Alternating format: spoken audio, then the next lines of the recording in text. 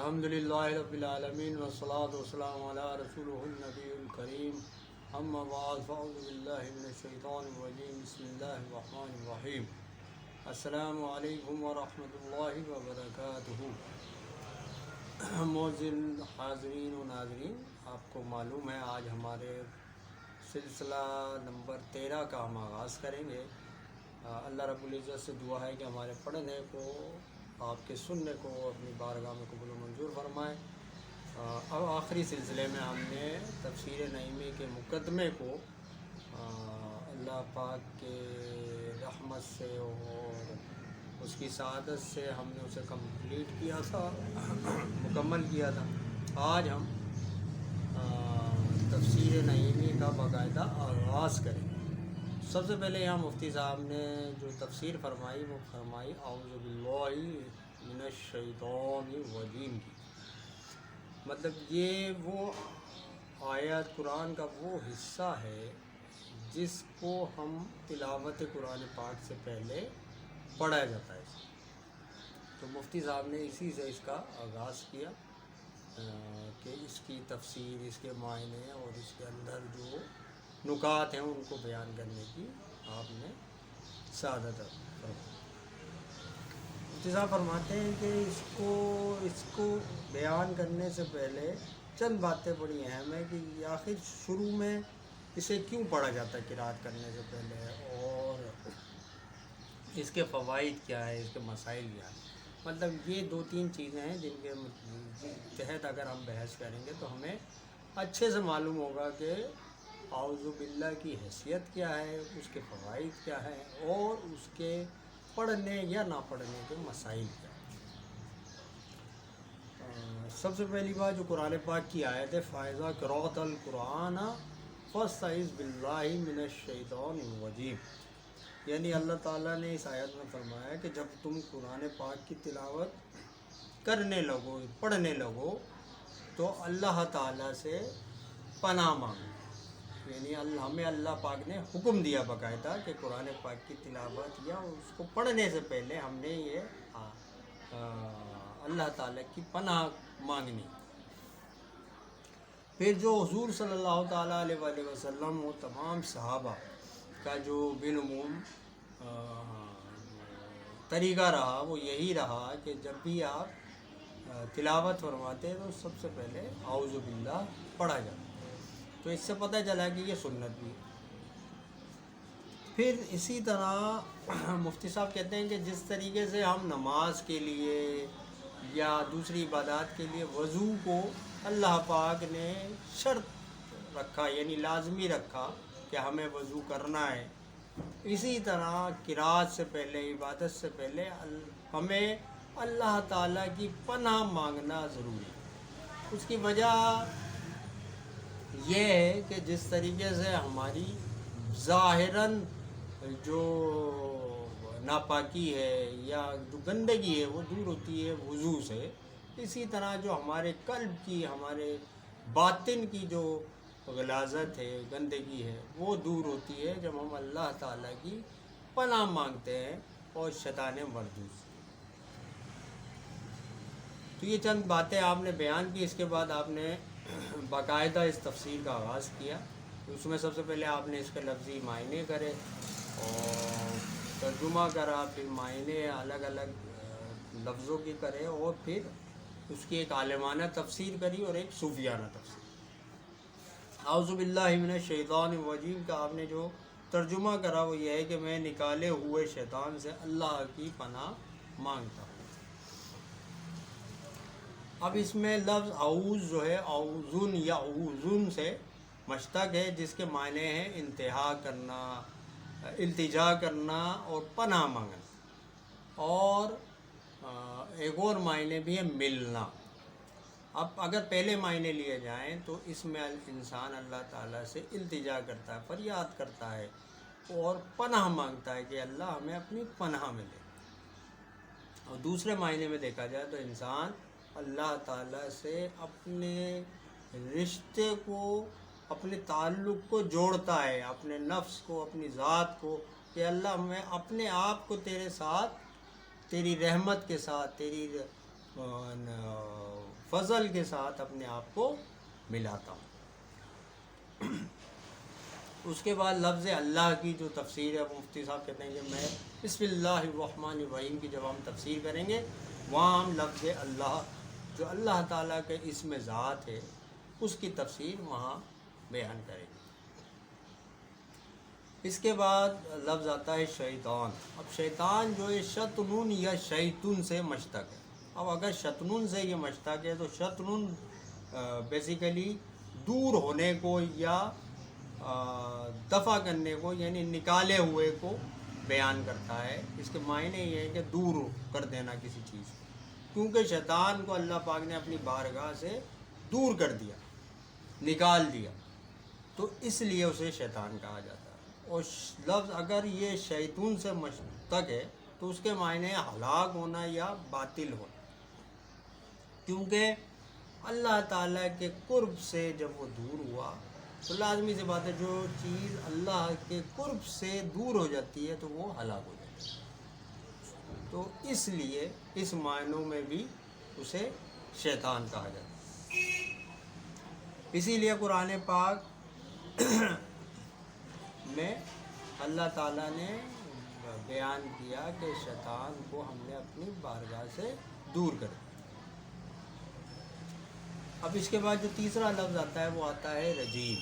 اب رجیم جو ہے وہ اگر رجم جو ہے رجیم مرجوم کے معنی میں ہے اور مرجوم رجم سے نکلا۔ رجم کے معنی ہے نکالنے کے اور پھینک کر مارنے کے یا لعنت کرنے، یعنی اگر ہم یہ تینوں معنی دیکھیں تو اگر سب سے پہلا معنی دیکھیں کہ نکالنے کے لیے کہ جو نکلا گیا، جس کو نکالا گیا، تو اس کے لیے قرآن میں آیت موجود ہے فخرج منہا۔ اللہ تعالیٰ نے فرمایا کہ ہم نے اسے نکال لیا اپنی دربار۔ دوسرا معنی میں دیکھیں کہ جو کہ جس کو پھینک کے مارا گیا، تو حدیث مبارکہ میں کہ شیاطین جب آسمان کی طرف چڑھتے ہیں تو انہیں شہاب ثاقب سے مار کے بھگایا جاتا ہے، تو اس لیے بھی وہ رجیم ہے۔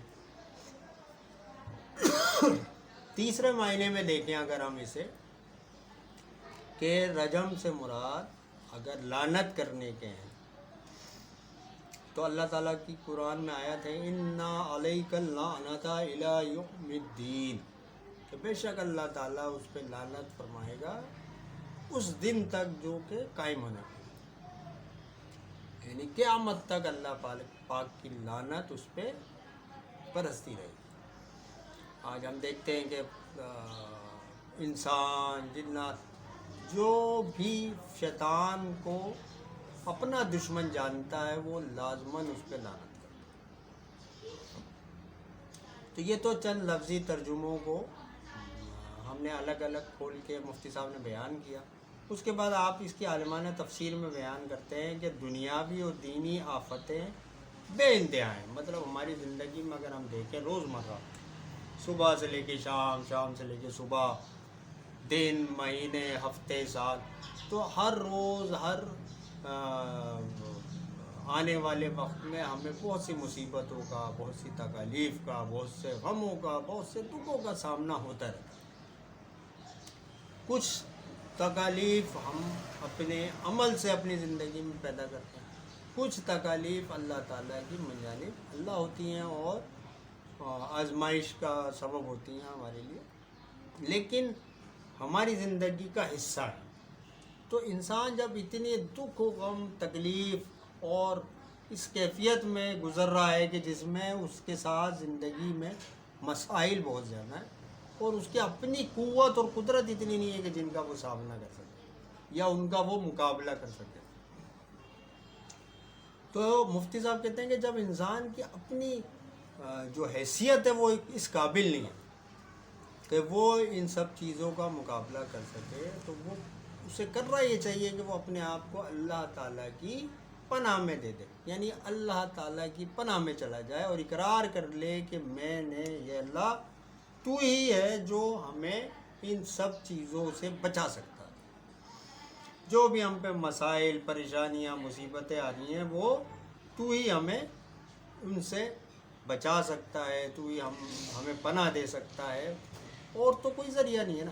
مطلب اب جتنی بڑی مصیبت ہوتی ہے، جتنی بڑی مشکل ہوتی ہے، آدمی اتنے بڑے شخص سے جا کے اپنی تکلیف کا، اپنے دکھ کا اظہار کرتا ہے۔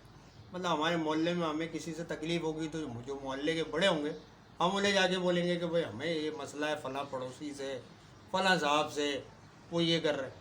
اگر اس سے زیادہ بڑا مسئلہ ہوگا تو ہم جا کے اپنے علاقے کے کونسلر کو بتائیں گے، اس سے زیادہ کوئی بڑا مسئلہ ہوگا تو ہم علاقے کے تھانے میں جا کے رپورٹ کرائیں گے، اس سے بھی زیادہ بڑا مسئلہ ہوگا تو ہم کمشنر آفس چلے جائیں گے۔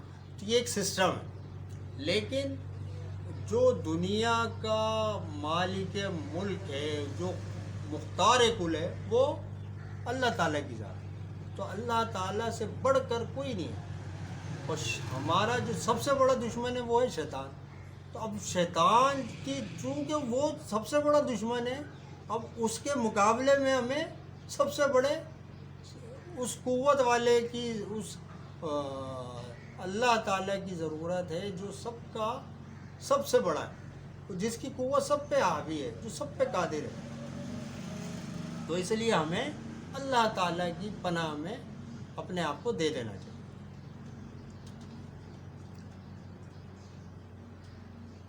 اور یہاں پہ ایک لطیف سی بات مفتی صاحب نے بیان کری کہ جب ہم یہ بولتے ہیں کہ ہم نے پناہ مانگی ہے اللہ، ہم پناہ مانگتے ہیں شیطان مردود سے، اور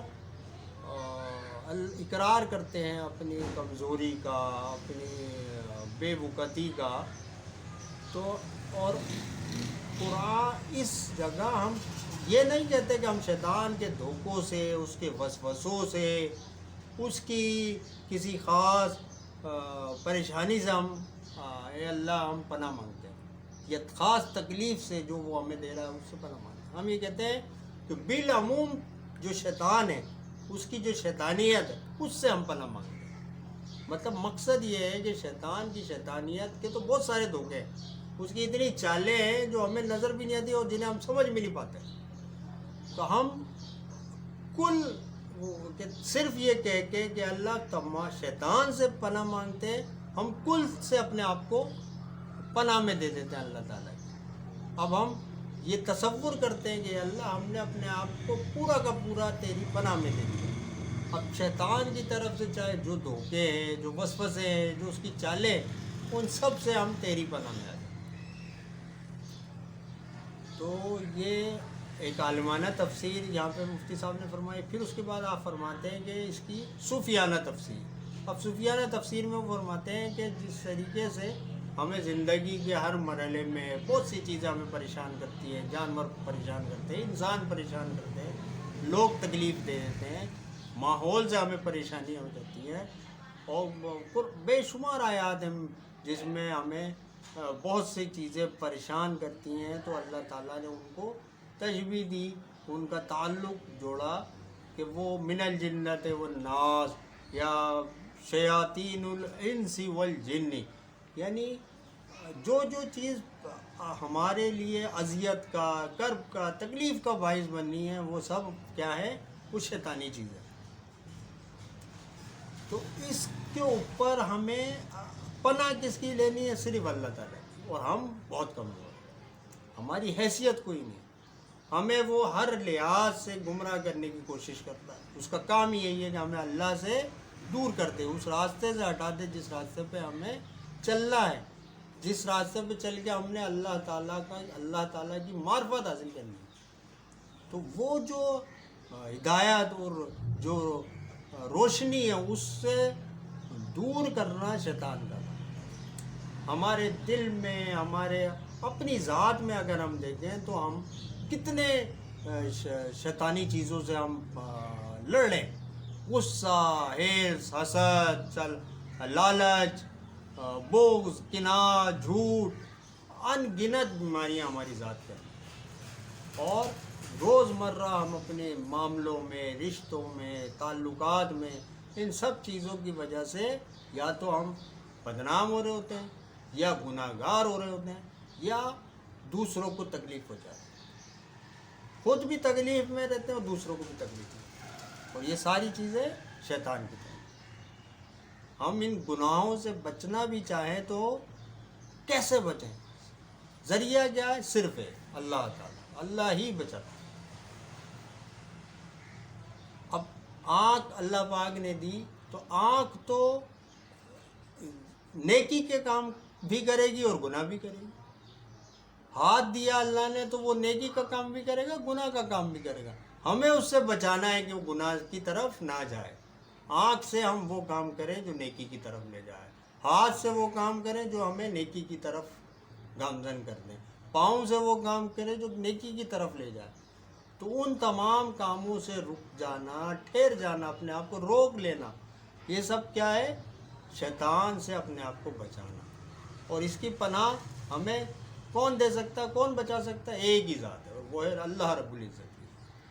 اب ایک شخص ساری زندگی پڑھتا ہے اعوذ باللہ من الشیطان الرجیم، لیکن عملاً اس پہ عمل نہیں کرتا، عملاً اپنے آپ کو شیطانی کاموں سے نہیں روکتا، شیطانی دھوکوں سے نہیں روکتا، تو کیا فائدہ ہے اسے پڑھنے؟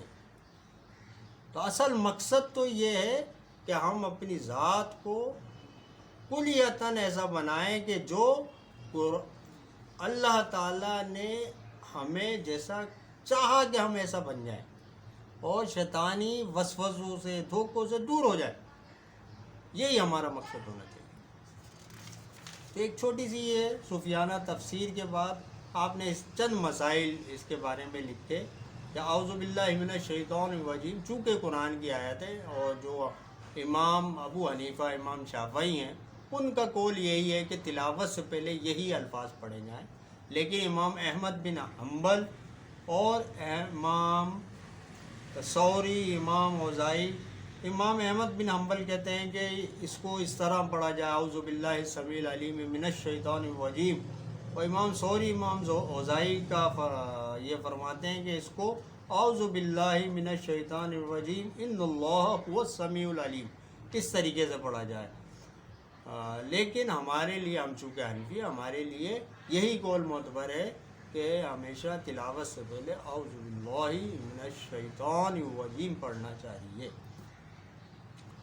اب یہاں پہ اس کے بعد مفتی صاحب نے چند نکات کو بیان کیا جو کہ اعوذ باللہ سے مفتی صاحب نے نکالے۔ ان نکات کو اور اس کے فضائل و فوائد کے بارے میں اگلے سلسلے میں ہم انشاءاللہ العزیز ان کو بیان کرنے کی کوشش کریں گے۔ آج ہمارے سلسلہ طویل نہ ہو جائے، ہماری کوشش ہوتی ہے کہ ہم 12-15 منٹ کا سلسلہ بنائیں تاکہ پڑھنے والوں کے لیے، سننے والوں کے لیے اس کے اوپر گراں نہ گزرے اور آرام سے وہ اسے سن سکیں۔ ہماری دعا ہے کہ اللہ پاک ہمارے بولنے کو، آپ کے سننے کو اپنی بارگاہ میں قبول و منظور فرمائے۔ وما علینا الا البلاغ۔